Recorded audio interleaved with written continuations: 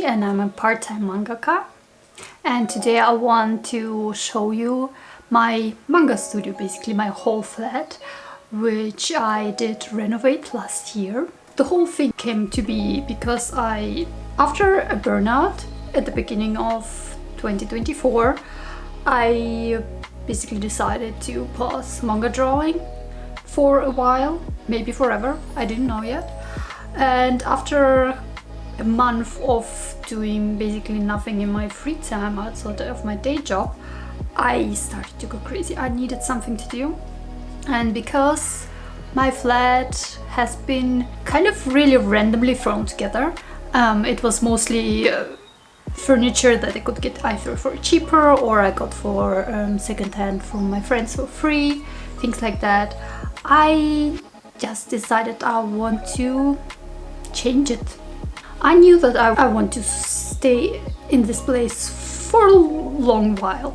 It's pretty small, it's 26 square meters, but it being small is the reason why I have been able to be part-time mangaka at all. If I even had one more room, then I would have had to pay a lot more rent, and then maybe I would have been able to self-publish manga, but definitely wouldn't have been able to work with a publisher because, you know, you have to stick to deadlines and stuff like that. Okay, just a small clarification, because I tend to talk about those things like everyone else had done the same calculations as I did in my head. So what I was trying to say here is that my day job right now is enough to pay for my rent, for my food, basically for all of my basic expenses. It's a 20-hour-a-week job. So if I had to pay more rent, I would have had to take more hours, maybe like 30 hours. That would leave less time for manga drawing. So while this might be fine for self-publishing, you can still publish things at your own pace. For a traditional publisher, I might be too slow. Basically, it takes me too long to finish a book. So yeah, those are the kind of calculations that I made in my head, which I think I did not express nearly clear enough when I was talking to the camera. Okay. It started with just like a few things I wanted to change, and then it just got bigger and bigger. And while I really love the Japanese aesthetic, and I especially love the Japandi style, I pretty soon realized this is nothing that I can either build, because in Japandi style you have to work really clean, really perfectly. So I can't build that. It's also like minimalism, and in my flat with this small space and with all the things that I have, I also can't be a minimalist, and also like I couldn't afford buying new furniture that is in the Japanese style. So I decided to go for an old school shôwa-era Japanese inspired flat. I have been in love with this ever since I first visited Japan. Sometimes you go into a cafe and the furniture is random, it doesn't all fit together, but in a way it still works.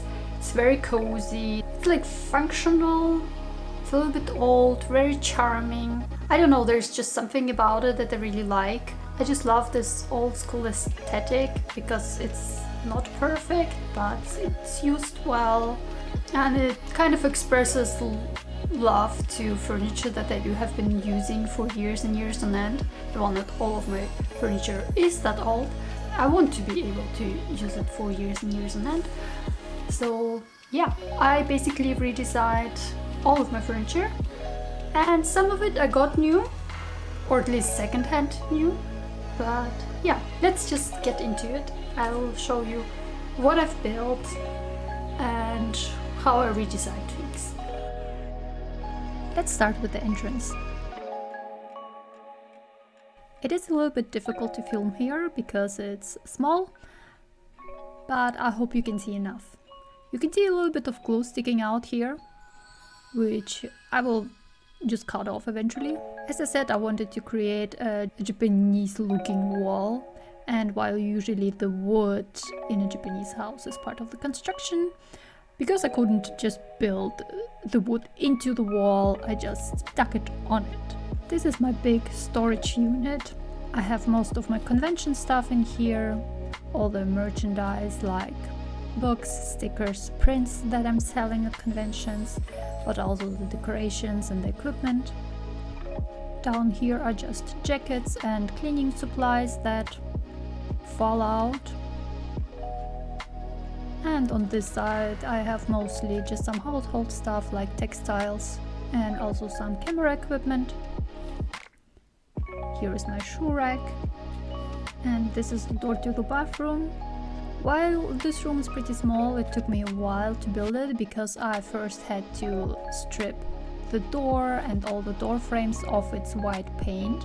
So I stripped the color to the wood that was underneath, stained it, put a top coat on it, and this is my bathroom. I didn't change anything about it, I left it as it is, simply because I changed some things like a year before that, and also I didn't want to build anything with wood in a room where there is a lot of moisture.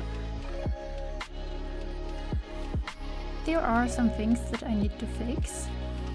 For example, top of a toilet here, I used to dry my tools here after I washed them, and the residues, some of the residue of the chemicals but also just the water destroyed the paint, so I need to repaint it. And also at some point during the renovation I broke off this part of the floor, so I also need to get like a new thingy here. Through here we are entering my main room. This is where I spend pretty much all of my time when I'm at home. Here is my sleeping nook. This piece of wood used to be painted white. I also applied the wood in the corners so that it fits the rest of the flat. Here's a lot of great art by other artists. And I also have some fairy lights here to make it a little bit more cozy. There is my reading stack in the corner. And here comes the probably most difficult piece of furniture I had to change. This is an IKEA wardrobe that used to be red originally, so I had to painstakingly remove all of the red color by sanding it down. Then I stained it. And I also applied some rattan here. Unfortunately I messed it up. It was supposed to look old but not that old and not that terrible. So eventually I will change it, but since rattan is a little bit expensive, it will have to wait for now. Here on top are some of my art supplies that I rarely use, so it's okay for them to be further out of reach. And this is the desk area. This is where I draw all of my manga. I built this myself. It is a little bit flimsy, but it works. And the desk is an IKEA desk that I put 3 pieces of wood on top because it was pretty much impossible to get a single piece of wood that I can afford and transport, so I had to get creative. IKEA still offers pretty much the most affordable height adjustable desks on the market, and it's really important to be able to adjust the height when you are working a lot at a desk. This was built by my dad for me, like only the wooden part. I applied some corkboard for it for when I work with my tablet on it. When I draw traditionally, I made it now so that I can remove the corkboard, and yeah, it's quite versatile and also good and nice for the bag if you work for hours and hours on end on a manga. It's pretty good. You can't see it very well in this light, but I painted the window frame brown.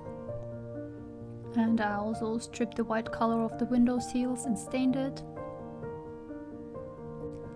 And I also got those bamboo blinds. It gets pretty hot in my flat in the summer because I get all of the afternoon sun coming through my windows. So having these bamboo blinds helps a lot. Above the desk I used to have 2 white shelves with black shelf supports. I changed them to just wooden shelves. I bought 2 pieces of wood and the shelf support separately and stained them as well. And next to my desk I have my printer. It prints up to the size of A3 and it stands on top of what used to be an Alex drawer element desk, whatever. I just applied some wood to it and some new handles, and in it I have most of my art supplies. In here I have my current manga pages because I don't have anywhere else to store them at the moment. I have to think of a solution.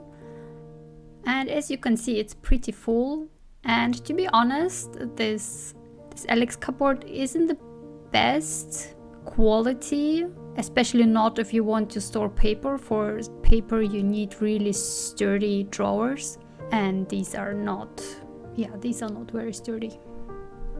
I bought this lamp secondhand, and for a moment there I was wondering whether I went too old-fashioned.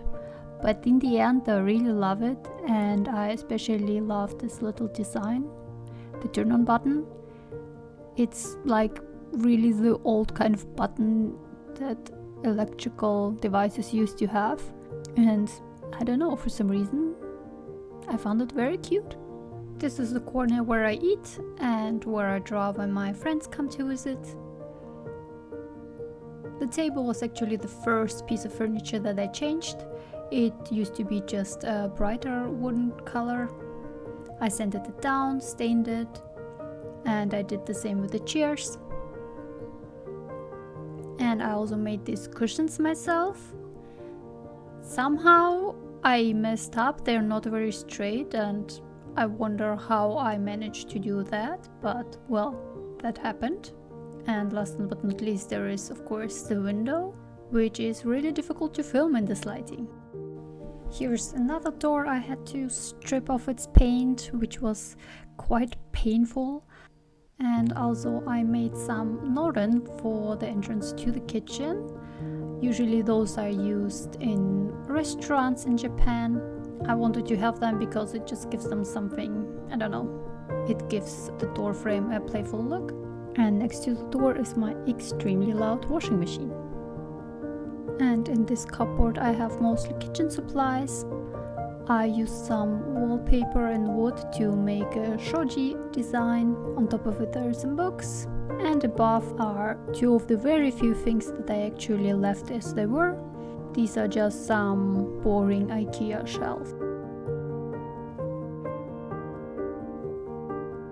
And on the opposite side is another former IKEA shelf.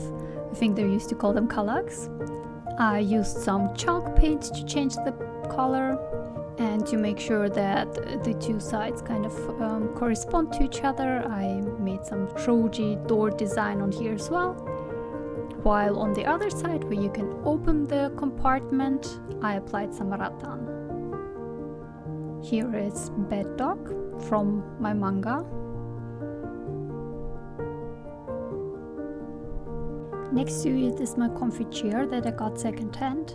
The previous one I had was fine, but it didn't quite suit with the look that I was going for, so I gave it to my friend and got this one off eBay Kleinanzeigen. And this stool I also got secondhand. I had to rip out the cushion and the fabric and to reapply all of the things because it was very old. And here is a bamboo mat. This is one of the few things that I actually bought completely new. I originally wanted to have some tatami mats, but first of all, tatami mats are really expensive, and second of all, I couldn't find the right size, and third of all, they're pretty thick actually, so they wouldn't quite lie flat on the ground, which in a small place like this I'm not sure was a good thing. So I went for this bamboo mat, which gets dirty very easily, and now I need to find a way to clean it properly. And the last room is the kitchen. Here, of course, I applied wood everywhere as well to make it look like an old Japanese house. This black shelf I kept as it is. And I made all of the kitchen doors look like shoji as well by sticking wallpaper and some wood to them. As you can see, the paint chipped off of the handles that I use a lot. Since I cook pretty much every day, this is what happens, so I have to repaint them soon, I guess.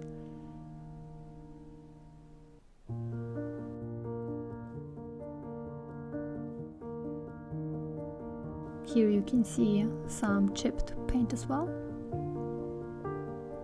And here in the corner is my spice rack. I replaced two small white shelves with two small wooden shelves. I used to have this arrangement for a bit now, but right now I'm trying to keep those herbs alive and see how it goes. I mean, they're alive yet, so we'll see how that goes. And yeah, this was the kitchen. Despite reusing and upcycling most of the things that I have, it still wasn't that cheap to do this whole thing. The most expensive thing in all of it was the wood. Just buying all of it is, yeah, wood is not cheap. And the second most expensive thing is probably all of the paint and the paint stripper, the stain, because I had to buy lots of it. So yeah, it wasn't exactly cheap, but considering that I changed all of my flat, I think it's fine. Also, some of it was investment into tools that I can use for years and years now. And just to clarify, this is a rental place. So everything that I did, I can change again. I can remove the wood from the walls. I can paint the things white again. So it's like not a big deal.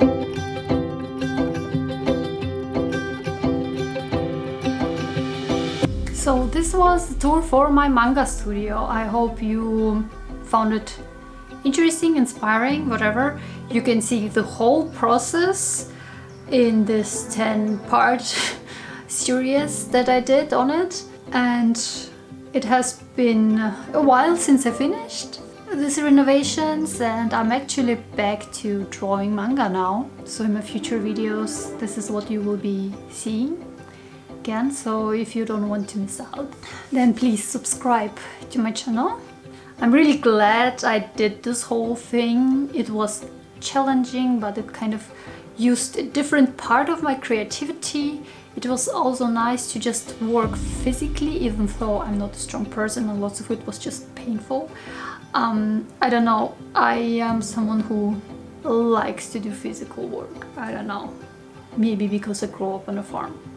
And yeah, most of the things are far from perfect, but I think I did very well with the resources that I had, and I really loving it. I love this new place. I think it just suits my aesthetic. It calms me. It's very cozy and I just love it, and I love spending time in my flat. Yeah, it's my favorite place on this planet. I thank you so much for watching, and I want to send an especially big thank you to all of my Ko-fi supporters who have been there for me during this whole process, who supported me financially. Like, I think your support paid for lots of the materials that I had to get, so that's amazing. If you want to be a Ko-fi supporter, there is a link in my description. So far, the only thing I can get as a thank you is a little shout out in my videos like this. But if my channel grows and my Ko-fi grows, I will be thinking about how to apply other ways of thanking my supporters other than just shout outs. Okay, thank you so much for watching this video, and I hope to see you in the next one. Bye!